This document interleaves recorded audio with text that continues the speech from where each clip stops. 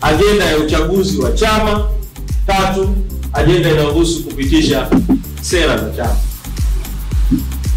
Kikao cha baraza kuu cha tarehe 22 mwezi Januari mwaka 2025 hakikuwa na agenda ya uchaguzi, kwa sababu nakumbuka na hili nilieleza vizuri sana mbele ya baraza kuu.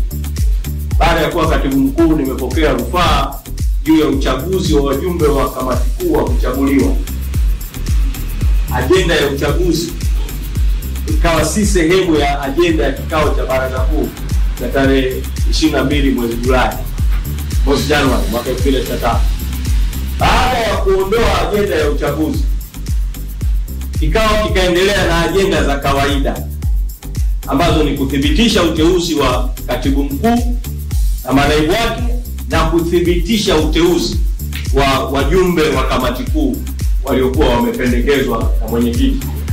Agenda hizi za kawaida zinaongozwa kwa mujibu wa katiba ibara ya 6.22a kwamba akidi ni 50%. Katika kikao cha baraza kuu cha tarehe 22 mwezi Julai, idadi ya wanachama viongozi waliokuwa wajumbe wa baraza kuu ambao walisaini wenyewe, sio tu kwa kuandikiwa majina, bahati njema sana kwenye kikao kile cha baraza kuu, kila mjumbe aliandika jina lake kwa mkono wake mwenyewe, cheo chake kwa mkono wake mwenyewe, eneo lake analotoka kwa mkono wake mwenyewe, nambari yake ya simu kwa mkono wake mwenyewe, na akasaini kwa mkono wake mwenyewe.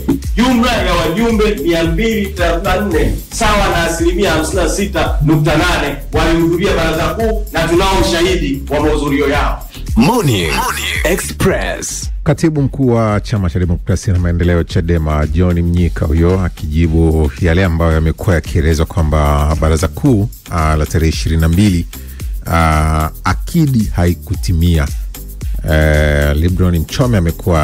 Lembros Mchome amekuwa alipeleka barua kwa msajili kulalamikia hilo, na inavyoelezwa huko taarifa zinaeleza Chadema wakapewa wiki moja kutoa majibu ya jambo hilo. Sasa Mnyika jana akiwa kule kusini mwa Tanzania akizungumza na viongozi wa Bavicha na Bawacha kwenye mafunzo maalum ambayo aliyafungua kule, akatumia pia nafasi hiyo kufafanua jambo hilo ambalo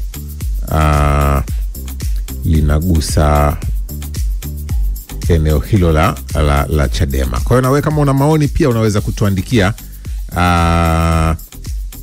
kupitia kwenye kurasa wetu wa YouTube pamoja na kule Facebook pia unaweza kutuandikia ili tuweze kufahamu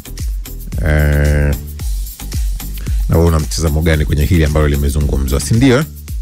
Haya bana, sisi bado tupo hapa Morning Express. Sasa ukipita kwenye mitandao pia ipo taarifa inayomhusu